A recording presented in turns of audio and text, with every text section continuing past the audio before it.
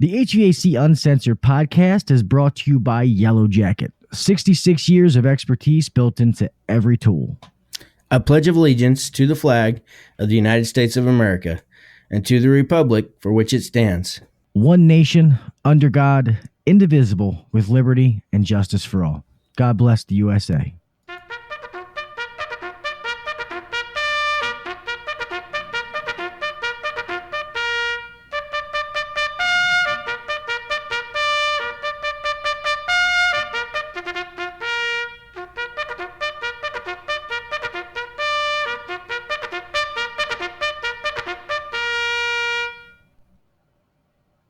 If you're trying to take your HVAC game to the next level, then buckle your seatbelt, crank up the volume, and try not to be offended. Because you're listening to the HVAC Uncensored podcast with Gil Kelley and Kelly McKay. Now, here's Gil and Kelley. What's up, everybody? Welcome back to episode 22 of the HVAC Uncensored podcast. I'm yours truly, Gil Kelley Jr. And as always, man, sitting again across from my good friend, Mr. Kelly McKay. Woo-hoo! What's up, brother? Episode 22. We made it. We did it. Yes. I know, man. Yes. These are slowly just rolling and keep going. I'm, it will be at 44. We'll keep going, and maybe one day we'll be at 122 or something, man. We'll just keep it going. Going good, man. How are you doing? I did have an incident this afternoon. One of our guys, he was just driving along the highway, and those dumbass deer, we got a lot of those around here. I know a lot of you guys deal with that, but we had a deer run into the side of him on the driver's side, about right in the middle of the van. I know it scared the crap out of him, but he's okay. He was just super worried about the truck and just felt horrible about it. I just kept telling him, man, shit happens. It's not your fault. We can't stop these kind of things from happening. So just assured him that everything's cool and we'll get it fixed and it's no big deal. But yeah, that's our newest van. So it's got that pretty wrap on it. And, I think it's got less than 7,000 miles on it. So it's like, hate when that shit happens, but it's just one of those things. So,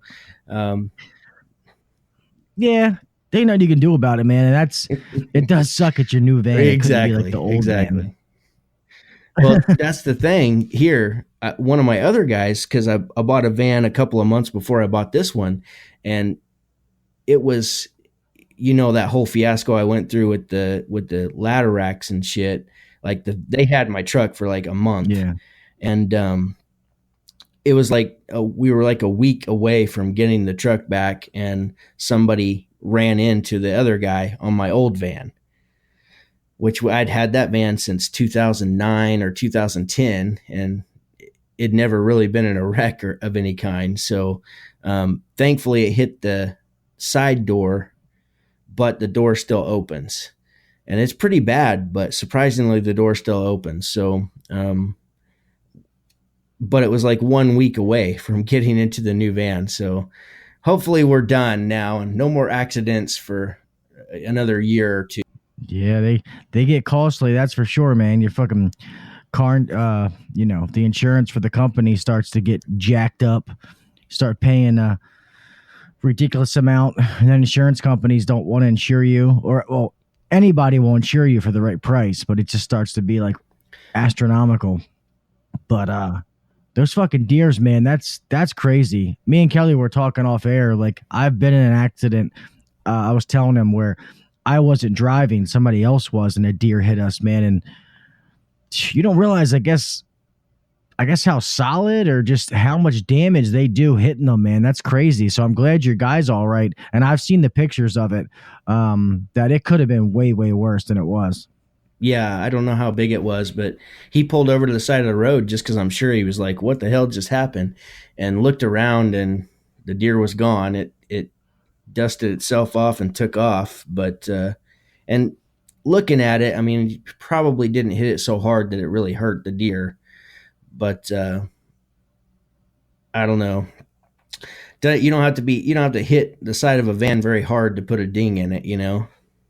Yeah, no. Well, plus it looks like they hit it in like a meaty part of the van too, like a sturdy part. Like I feel like if you'd have hit like the front tip, like that could have caused him to like veer off the road, or maybe like the back of it. But where they hit it was kind of like a sturdy enough point that the van wasn't gonna like wobble around. Yeah, no. And you saw the pictures there. I'll post the pictures in the Facebook group, but there's still hair because it hit a seam, and there's still a ball of hair right there where the deer hit it. So And you check it for DNA. Yeah. We're gonna find this fucking deer. he's a dead motherfucker.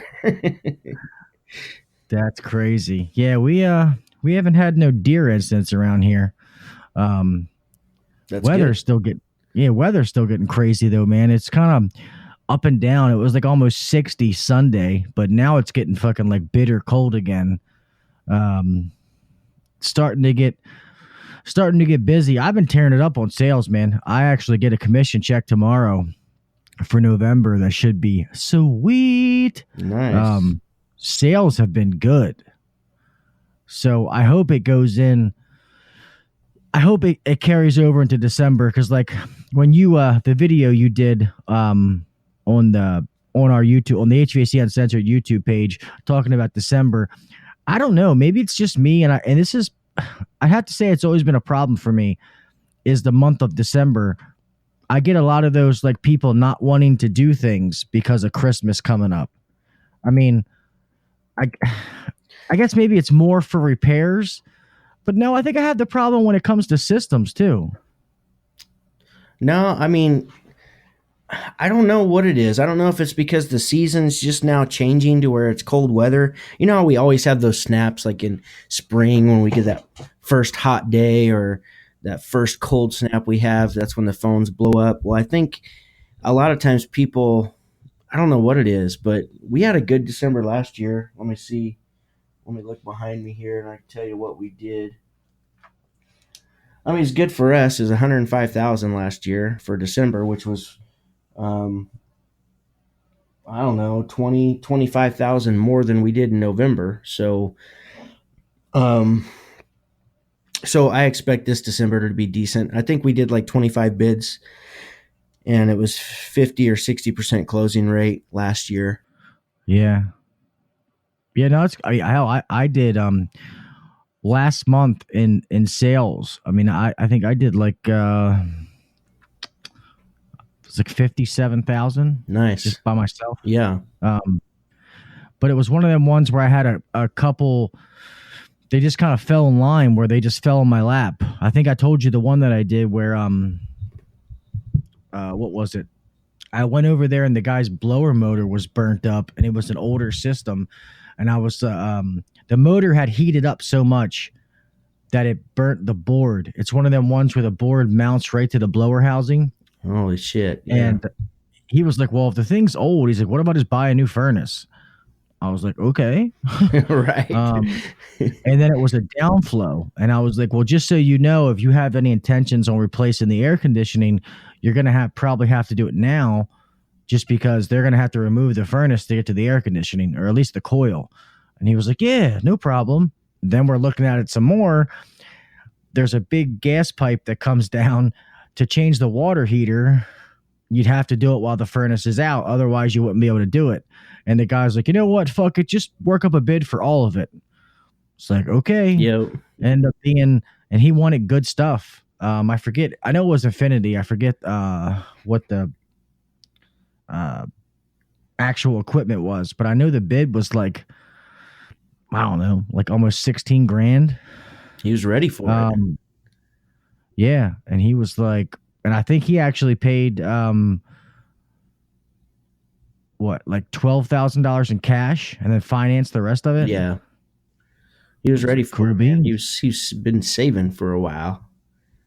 Yeah, I think he smoked pot though, because so he's definitely maybe he just was hustling. You know? Yeah, that's what I was thinking. Yeah. You know, I was that cash he was giving me. I was like, this is probably drug money, but Yeah. whatever. Yeah. But yeah, It all the first time I sounds the walked same. in there, I mean, yeah, I knew the smell of reefer, Right. and that's definitely what it was. And then I had to go back the following night because one of my guys had issues starting the furnace. He said it was a bad board on a brand new unit, and I go out there and one of the wires was pulled off the goddamn rollout. But the girlfriend was there, and I know that she was chiefing up before I got there too, because I was like, Jesus Christ, people, like, you have no shame, like no anything, like you know I'm coming, but you still just like smoke like a chimney. Yeah. But hey. Lots of houses, man, walked in and you could tell they just got done smoking. Or, I mean, or there'll be roaches and shit, you know, in the ashtray right on the coffee table. And they'll be sitting on the couch and they don't give a fuck. They're just talking to you. They just don't care. I just think it's funny. But other than that, I know there's been a couple of houses like rental properties in kind of like downtown Wichita where there was, you know, I doubt it was the people who were living there. It was their shit. But, you know, we've also found needles like down by the furnace, like, you know, it had the end cap on it or whatever, but it's like somebody was down there shooting up, you know, so hate to see that. But as far as the weed goes, that happens all the time. There's people, you know, there's people that you would never, ever, ever guess that smoke weed. You know, once you get to know them, you just, because it's just something that,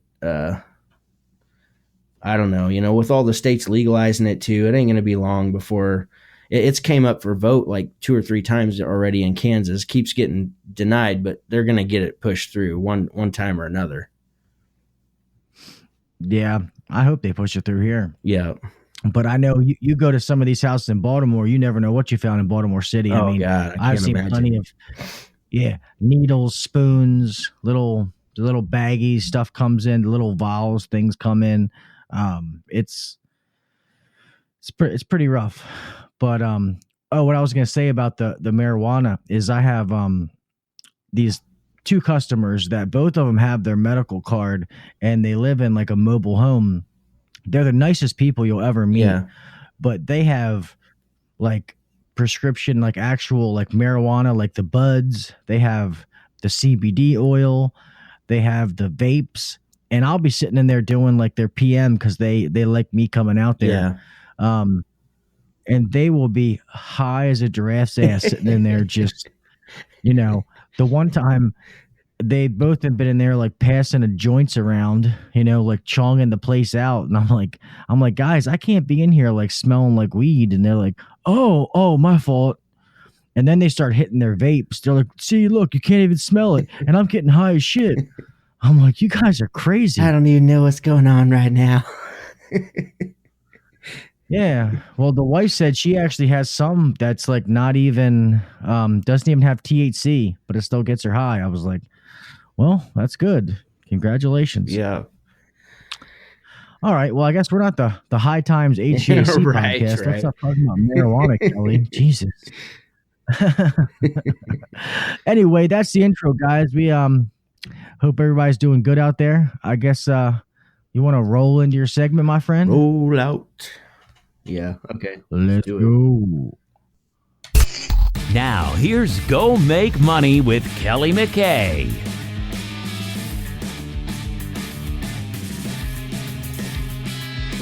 What's up, fellas and ladies? I was going to talk about clarity and, you know, gaining some clarity, but I think I'm going to shift that and we're going to talk about debriefing. So I don't know if you followed me for a while, you may have heard something about debriefing before, but this is what we do after every single service call. So if you're the technician or the installer, you've got to call the office and we're going to ask you, you know, did you collect? If not, why? You know, because we're not a bank. We're not here to finance people. We're here to collect money. We performed a service. Now it's time to get paid. Did you install stickers on the equipment? Yes or no. We just want to make sure that these things are getting done every time. And it's just so easy when you're on a call to forget these things. Maybe you keep a couple stickers in your tool pouch, but you don't, you used them on the last call and you forget. Well, if somebody's just helping keep you accountable, it can help to make sure these things happen, because these things will impact your business more than you could ever imagine. I mean, if those people wind up moving next year, and the new other people move in, they're going to see your stickers and they're going to call you. It happens to us all the time. So make sure you put stickers on every job. Did you offer a yard sign with the discount? So we give a little discount if they're going to do a yard sign. Did you offer options for repairs and upgrades? And me and Gil have talked extensively on offering options. You got to offer options, guys. Did you discuss and leave today's special sheet? Now, currently, shame on me, I don't have special sheets, but we have like a menu pricing type special sheet that we do make up once in a while, and I need to get on that and get that done. So did you inform the client of all the other services we offer? If you do plumbing, did you make sure that they understand that you guys do plumbing? If you do electrical, you got to make sure to communicate that to the customer and make sure they know that you guys do electrical. Whatever extra service that you provide, you got to inform the customer, because sometimes, they're only calling you because, Ruth called you and Ruth recommended you because you fixed her furnace. Well, maybe Ruth didn't tell her that you guys also are plumbers or whatever the case. So be sure to always be communicating that. Did you hang door knockers next door or across the street? Really extremely cheap marketing. As we go into what people are calling shoulder months, I don't know, just slower months, we have plenty of time to do that, to leave the door hangers. And you never know, it could get you a phone call, and that could be worth a lot of money. And the door hangers just don't cost, they virtually cost nothing, less than $1 a piece if you buy in a big enough bulk. Did you leave a referral card and gift certificate and explain how to use them? Yes or no? Did you offer an SEA, which we call our PM, or preventative maintenance? We call it an SEA, safety and efficiency agreement. That's what I bought that from a company called Aptora. James Leichter, I can't remember what he calls himself, Mr. HVAC or something like that. A lot of you guys have probably heard of him. He may have an old YouTube channel, I'm not sure, but I know he was also affiliated with EGIA, because I remember when they were first given commercials for that started coming across my Facebook feed. He was in those. But is there any follow-up required? And then we'll make sure to get that scheduled as necessary, because last thing we want to do is tell a customer that, hey, I'm going to come back out and I'll deliver those filters, those extra filters for you, or whatever the case, and then the ball gets dropped. So we got to make sure that we communicate that stuff. And then we also ask, what parts did you use? Because if you use parts, then we're going to pull them here at the office. That way, when you swing by the shop the next time, you're going to have your parts ready to go and get stocked back on your truck. But debriefing, this is, I don't even know where I learned this, guys, but I'm telling you, it helps a lot. It just helps make sure that these things are getting done on every single call. And you can't even put a dollar amount as to how much that might be worth to your company. So be sure to implement this if you haven't already. It's not enough to just say, do this on every call and expect the guys to do it, because it's not that they won't do it. It's just that they forget, or, they run out of stickers and they forget to restock on their truck. Well, when you ask that question, you find out real quick, and then you make sure they get restocked. So be sure to use the process or develop a process like this, because it really helps. Yeah, I didn't mean to interrupt you there, Kel, but to prove your point, because what happens is the same thing with like that PM sheet that we have. When you don't get asked those questions and have those guidelines, and you leave it up to the guys to do it, there's always going to be one thing they're going to forget. And then all of a sudden, as time goes on, there's going to be two things they forget until eventually they're forgetting half the stuff that, I mean, obviously they're going to, collect the money and stuff like that. But they're going to forget all those extras. That's what you're trying to do. And we have all the things you just said. We don't do all of them. We started doing more, and some of them have been from talking to you, to be honest. Yeah. I do like the door hangers, the clover leafing. My boss, for some reason, is not a big fan of the yard signs. Sure. I don't know why. Yeah, some people aren't. Yeah, I mean, I like them. I mean, I think they work. But we don't do it all the time, which I think we should.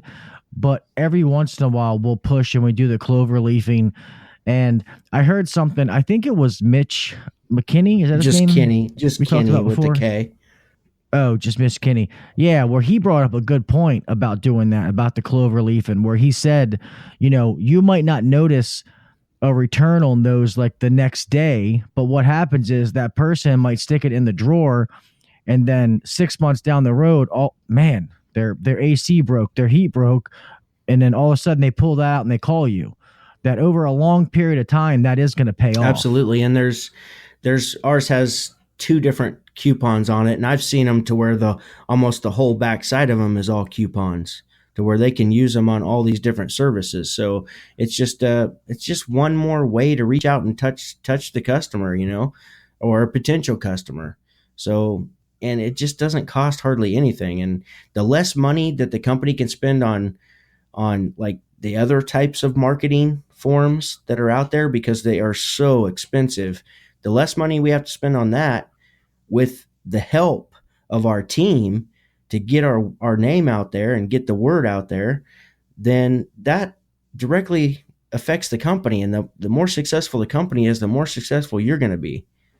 Yeah. And the one thing you said about the stickers, I think a lot of employees and techs don't realize how important those stickers are. I mean, guys, they have to be in your bag. If your company has stickers, they can't be in your truck. They need to be in your service bag, whatever you're taking into the house. And in your whole process, like we've talked about, you need to develop a process, if your company doesn't have one, for doing a service call, doing a PM. So when you get to that point, okay, I checked A, B, C, D. All right, here, let me pop a sticker on. Make sure the sticker's straight. It's not all crooked. But I like how you guys ask if they put stickers on the phone call. I think we're going to start doing that, because that is one of mine too, but my owner's biggest pet peeves. If he goes back on a call on one of the guys, even me, like if I forget to do it, he fucking flips. And I get it. That is huge. That's another thing that is very minor. I mean, guys think is very minor, but is huge. Like you just said, somebody moves back in. Oh, call these guys. Those stickers are huge, guys. You got to put those on. Not even if you're a technician, you work somewhere and you hear your boss saying that. Keep those stickers in your tool bag. I have an extra tape loop on my one Vito where I have stickers wrapped around it. They're always on my bag. They're there. Just bam, pop it on. And now it's just second nature that I do it everywhere I go. It's one of those things that just, you hit the nail on the head there. Is I don't think we give it the full, these little things like this, the door hangers, the yard signs, if you do yard signs, the stickers, all these little things, you don't realize just how much you actually benefit from that. Because that's what's going to help, that could be the phone call or the install that comes in that really makes up the week, or maybe they had this and they gave it to their son or their daughter or their mom or their dad or their grandparents because they could save them a little bit of money. So yeah, don't overlook this simple thing. And we got time now, guys. I know that there's going to be spurts here and there where the weather turns really shitty and you're just running balls to the wall and you're working till 10, 11, 12 o'clock at night. I get that. There's going to be days like that coming. But the days that aren't like that, let's slow down a little bit, do these things because they will pay back. Yeah, I mean, and And guys, if your company doesn't do some of these things, hey, be the one to bring it up to your boss. I mean, he may take the idea, he may not take the idea. No matter if you're a bigger company, I can imagine you're already doing these things. All the big companies I know do all this kind of stuff. Not necessarily calling in, because a lot of the big companies I know are all your calls are dispatched through a tablet, at least the big company I worked for before. Yeah. But you're supposed to be doing the whole, clover leafing and stickers and all that kind of stuff.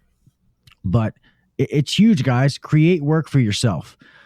Some of you guys, I see you comment in the group and you say your company doesn't get slow. And hey, that's great. But like Kelly just said, this is the time where a lot of companies, you have that little up and down roller coaster. Create work for yourself. And sometimes these little stickers and little things are going to create work for you. And I know some companies, I don't know how they track it, but they have like spiff programs. That if you do something like that and they call in because of you, that you get a couple of bucks or something like that. Absolutely. So it's definitely worth doing. We do a yard sign contest. So, but I want to say one more thing about nobody likes to be micromanaged, and that's not the point here in the debriefing checklist. It's just to make sure that we're not forgetting the things that we're supposed to be doing, and it's accountability, because if we, like I said, we all, every single one of us, me, Gil, the owners out there, we all need to be held accountable by something. And this is just being held accountable. My accountability is the P&L every month. If we're not making money, that's me. I'm doing something wrong. And so then I got to determine what that is. Do we need more training? Is the phone not ringing enough? Are we not closing our bids? How come we're not making enough money to cover all of our expenses and make a profit? So, and it happens, I fail often. We're not profitable every single month, but it all comes down to just being measured. And when it comes to somebody who debriefs over the phone and says, yes, I did those things, and then I have to go out, or another manager goes out, or another guy goes out, and there's no stickers on it, and somebody just said yes that they did those things, well, that gives us some type of a grounds to say, what's going on here? Why didn't we do this? Why did you tell me that you did it when you didn't actually do it? It's just accountability. We all need accountability. It's nothing personal. It's just, this is what it's going to take to make the business more successful. And as a team, we should all be fighting for this on our team, because if we don't fight for it, it's not going to happen and things won't change. So, yeah. Well, plus I think it helps I've noticed that I think it helps when, not just when you tell guys, hey, I need you to put stickers and cloverleaf and do this, and this, but explain to them why they're doing it. You know what I mean? If you don't just explain the task at what they're doing, but why they're performing that task, sometimes that makes it, it makes it a lot better. But I love that, asking all those things in the debriefing. Like you said, one thing that we do is about the parts. And the guys have loved that, because obviously as a manager, business owner, you don't want your guys to be in supply house. Okay, that's costing money. It's downtime. Time is money. We all get that. But the guys even like it. So now the girls in the office or whoever is ordering their parts. Next time they come in, all the stuff they use is sitting there waiting for them. So, these guys like it because they know they're constantly getting refreshed. There's no reason why they should be on a call and say, hey, Gil, I don't have this, I don't have that, because we're constantly putting everything. Let me say this. If that stock, or if that truck was stocked properly the way it was supposed to, as they use things, if we're putting it back, there should never be a situation or a phone call, oh, hey, I'm out here and I need such and such, and I don't have one. That call should be non-existent. Yeah, and that was happening because not everybody does a great job of keeping their vehicles stocked. So maybe that's you. If that's you, well, this is going to help you. So yeah, absolutely. Take this to because it's not your intention. I understand it's nobody's intention to not restock their vehicle. It's just, you just get busy and you go to the next call and you go to the next call and you just forget. So this is just a way to help manage that, to make sure we're not having to leave a house, and travel 30 minutes there somewhere and 30 minutes back just for a $3 part that should have been stocked. Yeah. You remember at the time you use it, oh, let me make sure I get more of these. And the next time you remember is when you need it and don't have it. Exactly. Yeah, it's never your intention. It's just you get busy. Oh, man, I got to make sure I get more of these. You get to the next call, you use this, you forget about it. Next thing you know, 2-3 days have passed. Oh, fuck, I never ordered such and such, and now I need it. So this is just an easy way to help cover your ass. And it really is. It makes it easier for you. Yeah. So it's just a processes, it's no different than your service call process, your PM process. I mean, without that process, not everything can always get covered. And that's why it's just a checklist, something to follow to make sure that nothing's missed. These processes are highly effective, and they make, I don't know, man. They're needle movers, man, for your company. They're going to move the needle. It's going to help you have less callbacks because the calls are way more thorough than they used to be. It's going to keep the travel time down, because the bottom line is we want to be working on the job, not just driving around for parts all day. So, yep, they're little things that make a big difference in the grand scheme of things. Yeah, and you can make your own list. If there's some things that you didn't hear on that list that you do or you want done on every call, just make up your own list. What do you want to make sure? Here's the question to ask yourself. And all you techs too, you service experts out there, what do you want to make sure that happens on every single call that you go do? Like, make a list and then present that list to your management team. Or if you're the management team, make up a list. Like Gil said, explain why you want to do this, because it's going to impact the business. Yep, definitely. But I think we've given some good information on that. So kaboom. We're going to let me talk a little bit this podcast. Nah. All right, Here Mr. we go. KV Jr. Now time to say what with Gil Cavey. All right, guys. Here in this segment, I want to talk about, it's not really something new. I guess I want to touch on it again. And I've brought something up in the Facebook group. If some of you guys aren't in there, I know most of you guys who listen to the podcast are, but I'm going to start doing a thing, and I'm not sure when. I'm going to try to do it at least twice a week, where I'm just going to name something random and start off with things simple. I did one about, why would you use a liquid line solenoid? How do you wire it up? And just little things to help guys, because I feel like there's guys out there that don't know and they're afraid to ask. And we have so much knowledge in these groups. And I know that our egos get into the way, and a lot of guys are super techs and stuff like that. And that's great. There's a lot of smart guys in these groups. But I just feel like, isn't it kind of our duty, if we are those above average techs, if we are the lead techs, to pass that knowledge on, to have that open dialogue with the younger guys? Because there's a lot of these guys, man, that they want to learn. They do. They don't know how to ask. And there's some of these groups that if they ask the wrong question, I mean, guys are eating them up and spitting them out. I don't want things to be that way, man. I just feel like these groups have I'm trying to make sure I say this right, that there's more potential than what we're using it for, to be able to mentor these guys. It worked out great. I love the first time that I did it, a bunch of guys gave their opinion, and a lot of them, they were all correct about how to do it. And then there was guys chiming in, asking different questions. Hey, well, when would I need this? And, then other little side conversations went on. And that's great, man. That's all of us putting our minds and sharing our knowledge with somebody else to help somebody learn.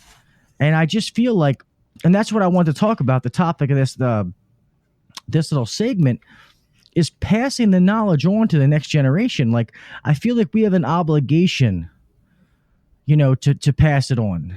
And it just feels like some guys, they like being the guy that holds all the answers rather than to pass that on or to talk about how much they know versus giving what you know to someone else. I don't know. I feel like I'm beating a dead horse, but does it make sense what I'm trying to say totally. here, Cal? It's just, and somebody, we may have kind of touched on this in another podcast where we talked about, like one particular person said something about, it's like our egos get in the way sometimes. You remember that?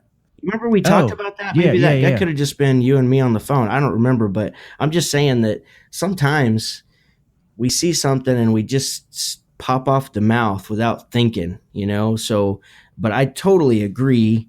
Honestly, there's just no room we shouldn't be ridiculing these people in any way, shape, or form.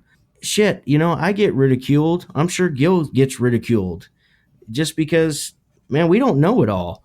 But I'm not going to stand up here and say that I do. I'll never claim to know it all. I'm far from, I got a lot of experience. I've done, thousands of service calls, so I have some knowledge, but I'll never claim to know it all. I'm never going to act like a prick because I know something that somebody else doesn't. That's one of my pet peeves. I just hate that. We were kind of talking about that on another guy, which we're not going to mention his name when we first started the podcast, but it's just one of those things that what we should be doing, here's the approach we should be taking, is these are opportunities. Look at these as opportunities to share what you've learned, share the knowledge that you've gained through the years. So when you see an opportunity, take advantage of it to help that person. Don't ridicule them, actually help them, because they just don't know. They haven't learned. Maybe they haven't been on that particular style of unit before, whatever the case. So I agree wholeheartedly. It's just one of those things that it is sad. It's just sad. There's just a bunch of pricks out there. And I'm not calling any one specific person out by any means. I see so many nasty posts on Facebook. It's not just in our group, it's across the internet, but there's a good amount of shitty comments in our group for sure. And it's different. Like you can kind of tell if they're just joking, and normally they'll come out and just say it and you should come out and say it if you're joking, because it can be, we talked about this too. Your text can be taken in the completely wrong context. So be sure to come out and say, man, I'm just kidding, because otherwise you're just being a prick, you know? Yeah, guys know that I'm all for ball busting, but there's a time and a place for that. And it's just, God, I'm trying to, I have this, what I'm trying to say in my head and it's not coming out, but we've already talked about some of these schools around the nation. Like some schools are really, really good and some aren't. Guys are getting on the job training. Well, maybe some of these guys don't have that lead technician taking them by the hand and showing them, which they should. And even if they do, they're going upon themselves to join these Facebook groups, to watch YouTube videos. They're trying to better themselves. So when they ask a question, I mean, they're vulnerable. They're putting themselves out there because they don't know what's going to happen. And even they might get, say 10 guys actually helping them. And then they got 20 guys like, oh, what a fucking retard. Just think about it. How many, do you think when that guy has another question, he's going to post something again? Probably not. And guys, that's not how we should be. We've all been there. It really made me feel good. And to be honest, it wasn't even my intention. It's not any reason why I posted the video, but it was a Saturday. Well, when you guys listen to this, it'll be 2 Saturdays ago. I had one of my guys that went out to work on a boiler and he put too much. He was putting in a backflow preventer and a fill valve on a boiler, and he got the backflow preventer nut too hot and it melted. Okay. I went out there. I mean, he called me and I could hear in his voice that he was frustrated. He didn't know what to do. Guys, have we all not so been many there? times? We've so all many been times. in that stage. Exactly. We've all, And how many times have we been there when there was nobody to come bail us out? We're sitting there pulling our hair out. Well, beard out. I don't have hair, but we're frustrated and we don't know what to do. So I could hear that in his voice. And I'm like, bud, I'm finishing up on something and I'll be over. And as soon as I walked in, you could see the sigh of relief on his face. Like, fuck yes, Gil's here. You know what I mean? I didn't sit there and bust his balls. He had already beaten himself up enough that I didn't need to give him any kind of lashing or talking to. He knew he fucked up. Now it was just time to get the customer's boiler rolling, the best we could and make sure the problem's addressed. And that night, I ended up having to just sweat a straight piece of copper in because the valve was destroyed. We couldn't use it, so I just got a whole new assembly. But we put a straight piece of pipe, we filled the boiler up, got it working. They were fine. The next morning, I went out. I didn't make him go. I went out, got a new assembly, went over there and put it on. I made a little video for him explaining what I did. And I talked to him the following Monday about what I did. And I said, just use it as a learning experience. Yeah. Now I talked to him and we go over the guy's tool list every so often to make sure they have certain tools and what tools are they slowly, acquiring. And he's like, yeah, Gil, I want to get my plumbing tools and I want to get this and get that. Like now he's excited about wanting to try it again rather than I give him another call like that. And he's like, I don't want to fucking do that. You know what I mean? I'm trying to build him up because we've all had these fucking situations, guys. We all have. They're no different than us. We might feel like it. Oh, we don't have them now because we're the big bad lead techs and we know what we're doing. But we weren't always like that. Yeah, it's just what you just said. You hit, that was that key phrase is to build them up. We have, as being a senior, I would consider myself a senior tech. I've been doing it for a while. So it is our job to build them up. That's a leadership position. If you've been doing this for a while, some stuff that other people don't. Then your job is to,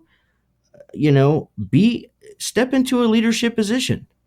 And that's exactly what Gil did right there, is stepped into a leadership position. And that's nothing more, nothing less.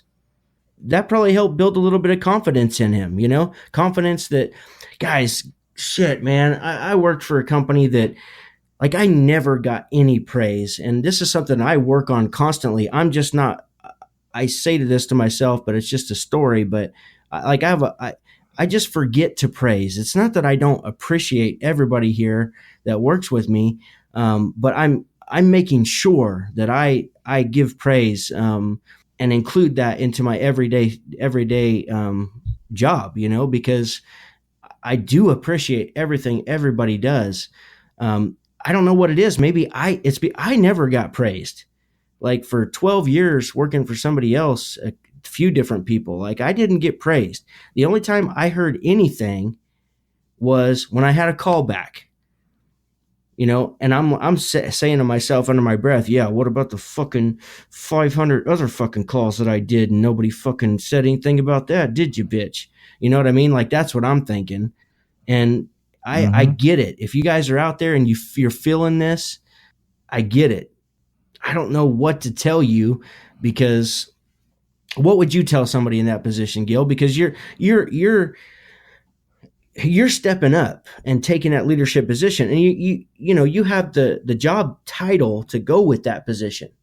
So you're doing exactly what you should be doing. What would you tell somebody who doesn't have you?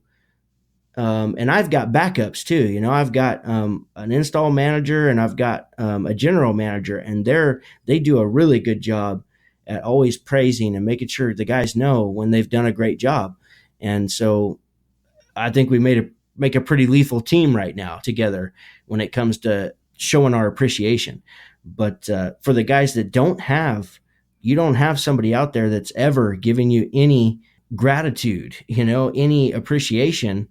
What would you tell those guys, Gil? I would say that one thing that I firmly believe is a guy that goes on a call and he's afraid to make mistakes is going to end up making more mistakes. I want guys to not be afraid mistakes are going to happen. Your job as a manager is to clean up those mistakes, to make sure that that guy's not making the same mistakes over and over again. If they do, then you need to address the problem. Am I not teaching them correctly? Are they not listening to what I'm saying? Do I need to try to do it another way? Is this just a bad guy? There's all kind of variables into that. But guys, they need to hear those attaboys. And I've talked to a lot of guys, in the past, and they're like, oh, well, I give the guy a paycheck on Friday. I don't need to smack him on the ass every time he does something good. That is the attitude, man. I've seen that on several different posts, in the group. That goes back to those negative ass posts. That's how that's how a lot of people feel. And it's wrong. I'm just going to flat tell you it's wrong. It doesn't work. It is. These guys need those attaboys. They need that, hey, man, good job yesterday. That was awesome, how you did that job. Or, man, that's great. You sold that air scrubber. Like, good job, man. Keep up the good work, because if you praise them on the good stuff they do, and then when they do something wrong and you have that time, you have to dig in their ass a little bit, it's not going to be as bad. Because you're giving them the good with the bad all at the same time. It's not just one of those, like you hear in the old days, like going into the principal's office, the boss, hey, come in and sit down. Oh, fuck, what did I do now? You're all nervous because, you go in there for good stuff too. It just builds a better morale in your workplace. And one thing I can say personally, and I've heard other people say this, I mean, I don't teach like classroom teach, but I notice when I have to show guys things that it helps me learn because I want to make sure that I'm telling them the proper way. So I feel like the more I'm showing other guys, I'm actually learning more myself, if that makes any kind of sense. 100% sense. There's a lot of times when I'm doing a video, it's because I'm learning this myself. Because when you teach it, you learn it. You actually learn it. So yeah, absolutely. Everybody wants validation. Everybody wants validation. You want to know that you did a good job. Like, how good do you feel? If you're an owner with 1, 2, 3, 4 guys and you're working in the field every day and you don't get the validation anymore because you started your own company. You're like the top dog, if you want to call it that. You control everything. Well, you're not getting that validation anymore. But you get it from customers. And how does that make you feel? It makes you feel pretty damn good when a customer says, oh, thank you so much. You saved the day. You're my hero. That makes you feel really good. So it's no different when you tell your guys, great job. You saved the day there, man. I mean, who doesn't like to hear that? Everybody loves to hear that. And it does boost confidence. So yeah, that's a great subject. I think we could talk about this for a while because it's so true. It's so true. It's just positive reinforcement, guys. And I brought this up, man, because, and I've said this, I don't know how many times, but the whole HVAC Uncensored, and I guess the name is not fitting to the group because, like I've said before, the HVAC Uncensored. Sorry, couldn't talk there for a second. Is meant for me and Kelly. We thought of that name as if we were going to cover topics, any topic. Like we were going to leave nothing off the table. And we were going to give our uncensored opinion. When guys hear that name in the group and they go fucking AWOL. I want that group to be about helping each other, man, because I just feel like these groups are more powerful than guys realize. And I've been fortunate enough that I have a lot of different guys that hit me up. Thank God so far I've been able to answer all their questions. But you know what? I know there's going to be a time that one of them's going to ask me something and I'm not going to have the answer. And maybe we're going to be able to bounce that into the group and be like, hey, guys, somebody asked me blah, blah, blah. I'm not sure. And somebody's going to have that answer. And we're going to be able to fucking help each other. I mean, if you look at all the knowledge that is in these groups, man, it's fucking powerful. It really, really is. I just think sometimes and some guys aren't using it for the right reason. They think it's a pissing contest. Like, oh, I know more than you know. I know more than this guy. It doesn't matter. Half of us work in different states. We're never going to fucking see each other. So we don't need the dick measuring contest. Who cares? It doesn't matter. I'll tell you, I'll be the first to admit there's a lot of dudes that are way smarter than me in our group. like some smart motherfuckers, and kudos to you guys, man. That's what you need to, that's great. I want you to just keep helping. It's one of those things that we need the guys with super knowledge to share their knowledge and not be pricks about it when they see something. So yeah, I'm just saying, I'm sure you feel the same way too, Gil. There's lots of people out there that are way smarter than me when it comes to any of this stuff. I appreciate you guys when you're being genuine, nice guys and helping others out. It's all service, we're put here to serve. And whether that be serving a fellow HVAC rookie, or a 5-year veteran, or a 10-year veteran, we're here to serve. So if there's any way that we can help, we need to be reaching out and helping, because that's the only type of true fulfillment that you're ever going to get, is when you help somebody else. So I love trying to reach out and help people. And when people reach out to me, I do my best to connect with them so I can help in any way I can. And I don't have all the answers. I'll be the first to admit it. But if there's anything that I have been through, I'm happy to share it. So, and I know Gil feels the same way. He gets hit up all the time. So yeah, and I like it, man. I mean, and I like a challenge, because sometimes if I don't know, that I'm going to find that answer. But I like to help people, and I like some of the younger guys that work for me, I like it when I show them something, and then I'll be working with them, and then I'll see them just do it on their own. It's rewarding. It's almost kind of like with my children. When I show them something and then I see them like, I don't know, yes, ma'am, no, ma'am, yes, sir, something small. I'm just trying to think of an analogy to use. But hey, holding the door open. Remember that? Yes. We talked about that. That's a perfect example. If you didn't hear that podcast, Gil has ingrained it into his son that it's common courtesy to open the door for somebody. And his son actually did it, and then he was validated. The person actually was like, "Oh, what a nice young man." And boy, it lit him up, and that's because we love to have validation. So it's and what does that breed? It breeds more of the good stuff. I mean, he's going to continue to do that because he was validated for doing this. So you just can't go wrong with it. Yeah, positive reinforcement, dude. It positivity breeds positivity. That's just the way it works, man. You don't see a negative situation end up positive or whatever. It's just I don't know. It's everything about it. We just have to put our egos aside and just make sure that we pass that kind of stuff on, man. And like Kelly said, guy, I'm far from knowing everything. I don't. There's a lot that I don't know. I try to learn every day, but if I can help somebody, then I do. And yeah, I may come off a little different. I'm not your straight up, because I cuss and I use foul language and I call people in my group fuckers and son of a bitches. And,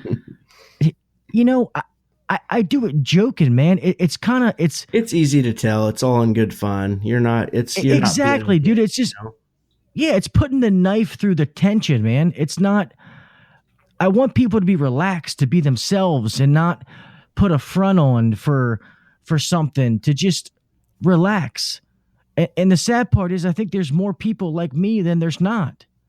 Most of these guys I hear in the field, they're hardworking guys. They put in their work. They like to drink a fucking beer when they get off. They're just good old boys. And it's not the guys that are, wearing fucking, suits and ties with their shirts tucked in, walking around in tight pants, looking like fucking douchebags. That's not who real HVAC guys are. I'm sorry. I don't know. I just feel like some people might not like the way that I get my message across, and that's fine. I mean, I don't expect everybody to like me. That's okay. Hey, I think it's one of those things to where, the people who act like, jackasses to others, I guarantee you, and like I've said before, like the majority of us that are in the trades of any kind, we are a serving type crowd. Like we like to please people. We like to help people. And so these guys that are just pricks, to their fellow younger guys or less experienced guys, I guarantee you they're pricks to their customers too. I just guarantee, there's lots of, it's kind of like your competitor, right? We all have that competitor they're just dicks. And they're dicks because you hear story after story after story about how they screwed over customer after customer after customer. And those guys are out there. And so these guys are probably those guys that are talking shit. Yeah. Like I said in a video that I put it in the group a little while ago, nobody has ever reached that pinnacle where you've reached the status and they're there. It's not like in the military when you get a certain rank and you can't go any higher. In the HVAC, you can always learn more. Our trade is constantly evolving. Our things are constantly changing. Refrigerants are coming in, going out. New technologies are brought in. So there's always something to learn. So I don't care how much it's never enough. It's that simple.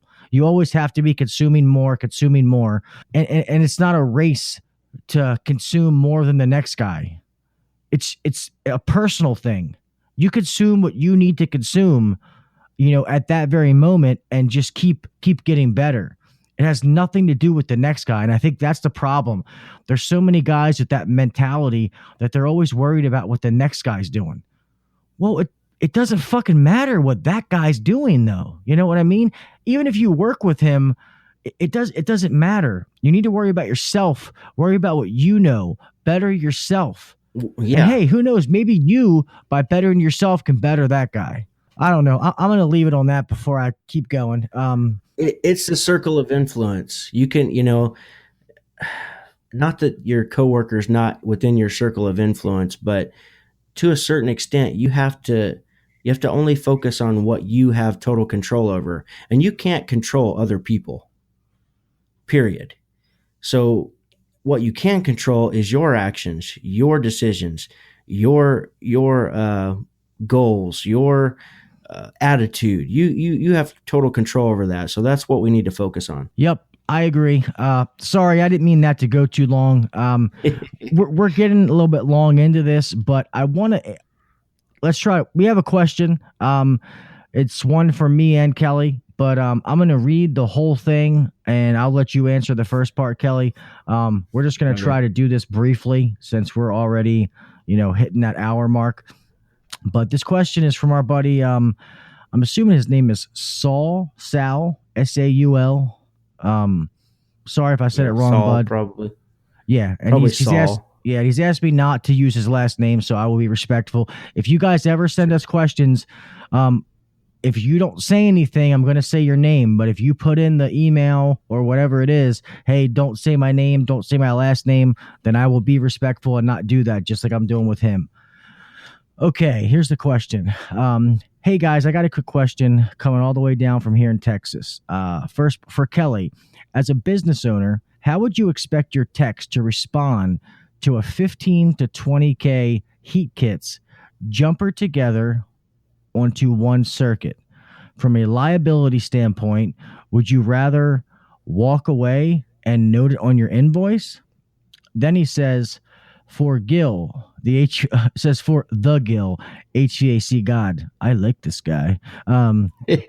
Would you take it upon yourself to start yanking out wires from the relays to disable some of the strips against the homeowner's wishes to keep the amp draw down and to keep the amp draw down at a safe / lower level?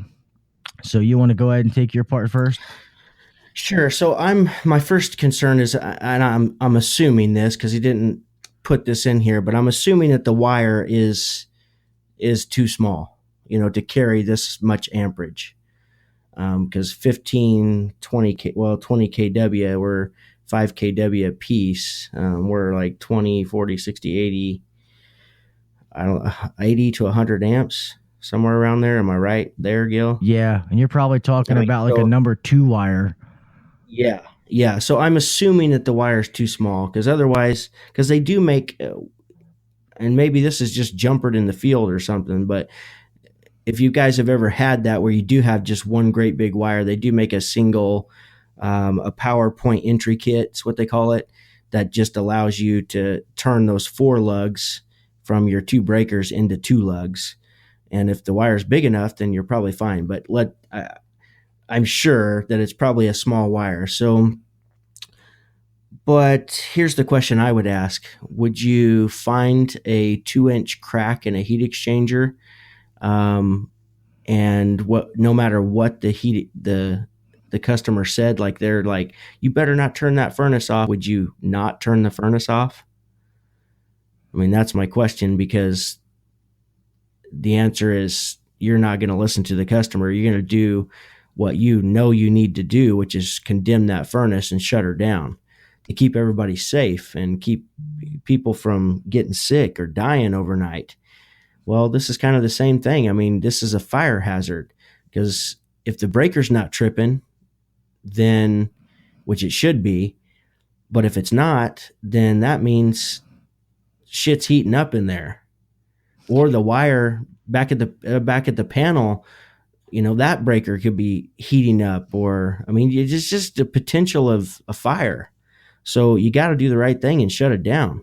I would not leave it going, period. Just like you wouldn't leave a cracked heat exchanger going. Like, you're obligated to shut that furnace down.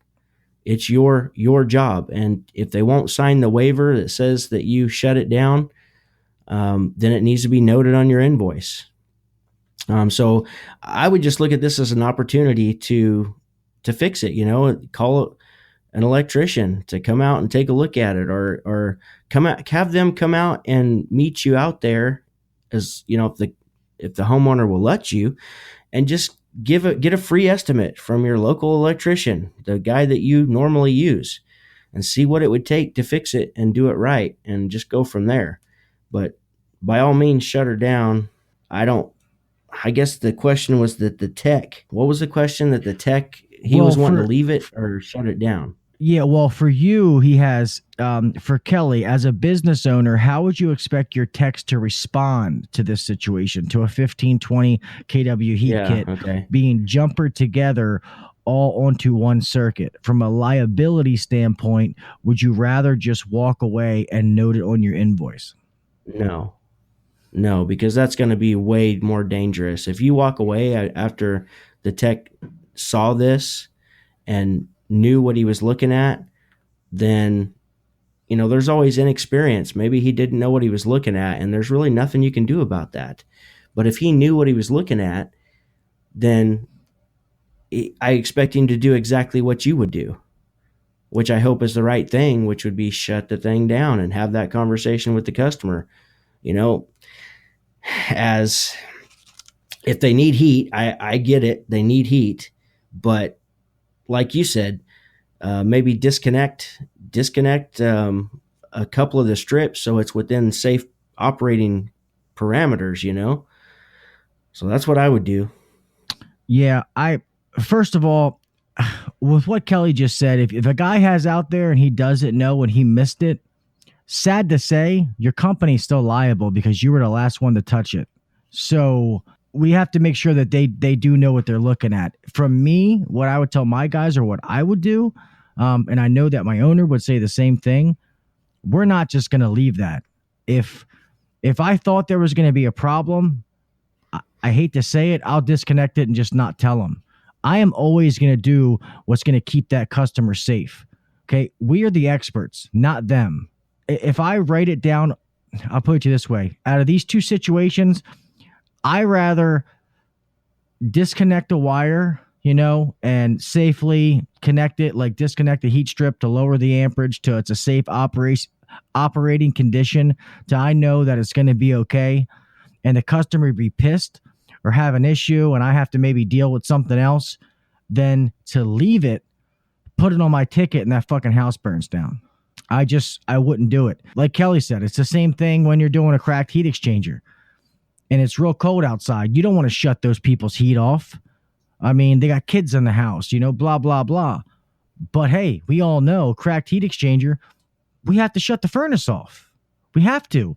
It's the same with something like that. If it is a safety issue and you know it's a blatant safety issue, you cannot leave there and just disregard it. You can't, whether you put it in your ticket or not. And that's just my opinion. But hey, you definitely have to do that. And I've heard from people when it comes to heat exchangers, and I think it's any kind of those electrical fire issues, if a person gives you enough shit and won't sign your ticket, you can call the fire department and they will sign your ticket.